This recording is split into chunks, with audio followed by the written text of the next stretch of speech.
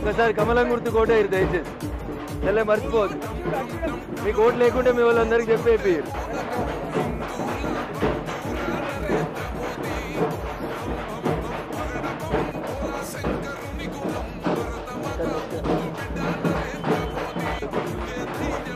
గుర్తు కోటేరు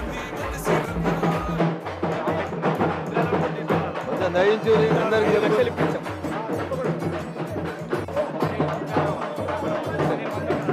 మర్చిపోకూడదు. ఒక్కసారి మర్చిపోవద్దు దయించి మన వాళ్ళందరికీ చెప్పండి. కామశరణం అయ్యప్ప దయించాలి మా మీద అన్న. నమస్కారం.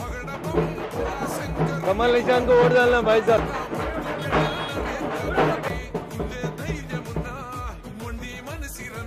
అన్నా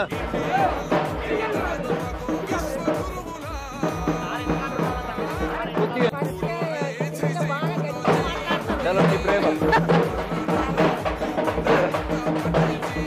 भाई एक बार कमल निशांत को मौका दे.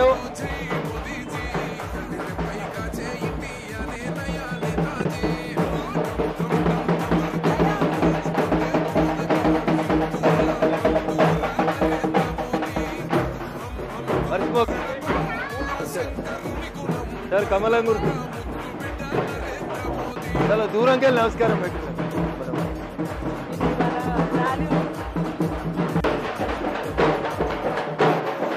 श्रीराम इंतेना जुबली जय श्री राम जय श्रीराम जय श्री राम. भारत माता की कमलम गुर्तुके नरेंद्र मोदी गारी नायकत्वम नरेंद्र मोदी गारी नायकत्वम. జూబ్లీ హిల్స్ ఓటర్ మహాశయులందరికీ కూడా ఈ నెల 11వ తారీఖున జరగనున్నటువంటి ఎన్నికల్లో గారికి సీరియల్ నెంబర్ 1 కమలం గుర్తు మీద ఓటేసి గెలిపించాలని జూబ్లీ హిల్స్ ఓటర్ మహాశయులందరికీ కూడా సవినయంగా అప్పీల్ చేస్తా ఉన్నా. 11 సంవత్సరాలు టీఆర్ఎస్ పార్టీ గుర్తు మీద గెలిచి 10 సంవత్సరాలు టీఆర్ఎస్ పార్టీ రాష్ట్రంలో అధికారంలో ఉంటే మీ రోడ్లు మీ మోరీలు మీ పంచాయతీ మీ బతుకులు పట్టించుకోకుండా సొంత పార్టీ టీఆర్ఎస్ పార్టీ కార్యకర్తలు నాయకుల మీదనే కేసులు పెట్టిన నాయకుడు గౌరవనీయులు స్వర్గీయ మాగంటి గోపీనాథ్ గారు.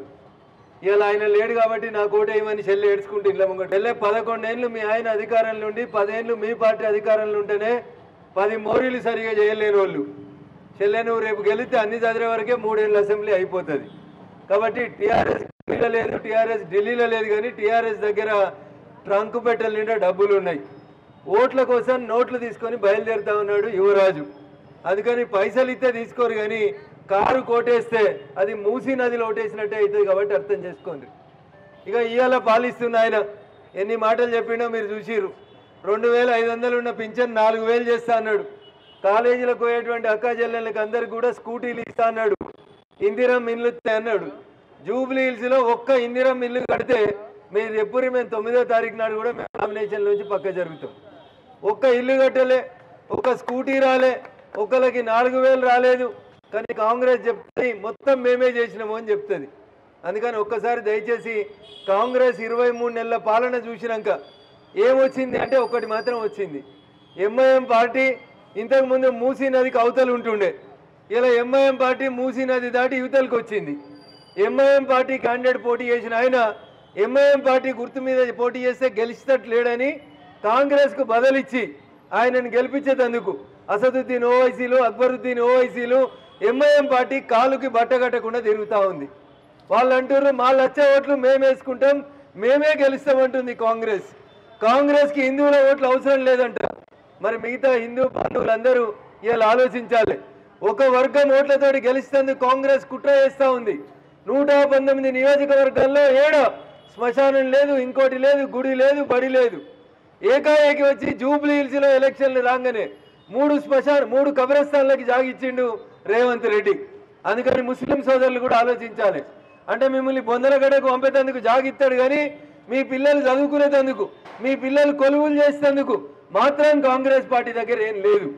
కాంగ్రెస్ మిమ్మల్ని కేవలం ఓటు బ్యాంక్ రాజకీయాల కోసమే చూస్తుంది. అందుకని ముస్లిం సోదరులు కూడా ఆలోచించాలి. 2 ఏళ్లకేళ ముస్లిం లేడు మంత్రిలో, నేను ఇలా అజారుద్దీన్కి ఇస్తే కడుపు నొత్తుందా అని అడుగుతుండు. నేను అడుగుతున్నా వారి 2 ఏళ్ళు ఎందుకు ఇవ్వలేదు అని అడుగుతున్నా. నిజంగా నీకు ముస్లింల మీద ప్రేమ ఉంటే రెండేళ్లకోలే ఎందుకు మంత్రివర్గంలోకి తీసుకోలేదో చెప్పాలి.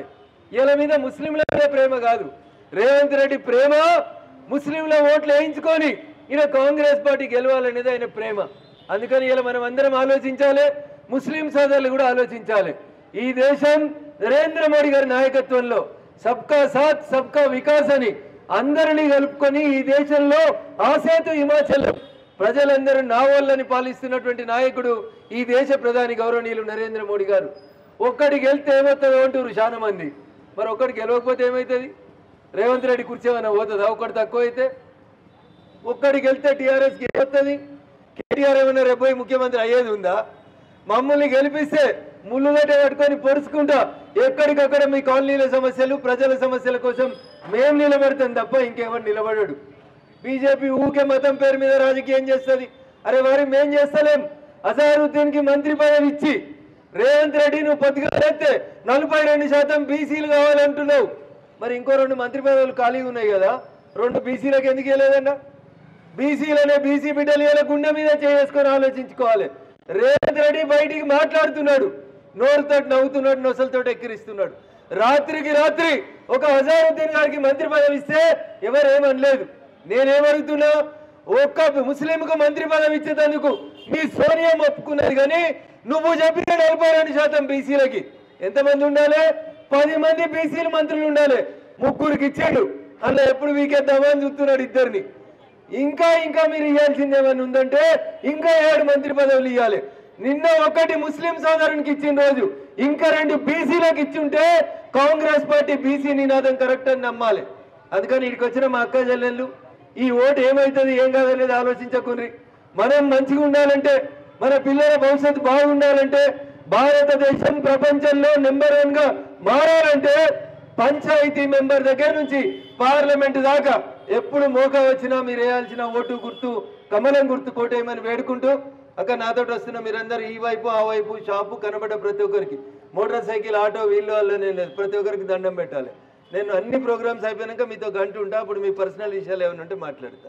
నాతోటే గుంపుగా రావద్దు, ప్రతి దుకాణంకి పోయి ప్రతి ఒక్కరికి దండం పెట్టురు. మన దగ్గర పైసలు లేవు.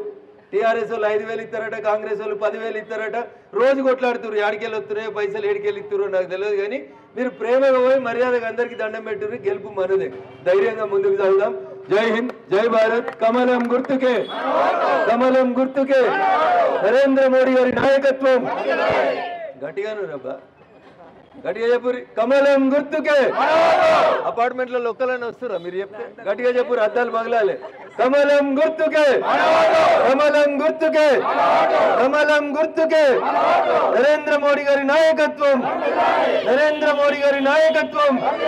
జై హింద్, జై భారత్.